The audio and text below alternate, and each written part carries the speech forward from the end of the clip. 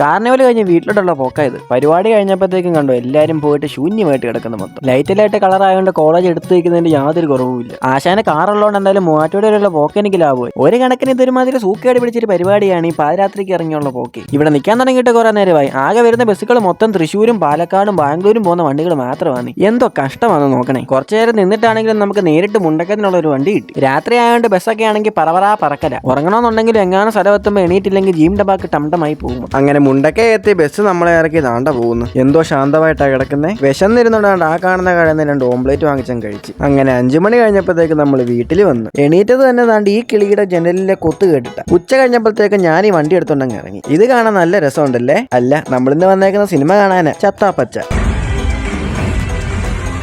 അങ്ങനെ നമ്മൾ സിനിമ കണ്ടിറങ്ങി. കൊള്ളാം, നല്ല കിടിലൻ ഒരു ഫൈറ്റ് പടം. എന്നാൽ പിന്നെ നമുക്കിനി ഇവിടുന്ന് സ്ഥലം വിട്ടേക്കാം. ദോലാ കാണുന്ന കടന്നൊരു കാപ്പിയൊക്കെ കുടിച്ച് ഇനിയിപ്പോൾ നേരെ വീട്ടിലോട്ട് പോയേക്കാം. അപ്പം പിന്നെ നമുക്കിനി അടുത്ത വീഡിയോ കാണാം. ശരി എന്നാ, ഓക്കെ, ബൈ.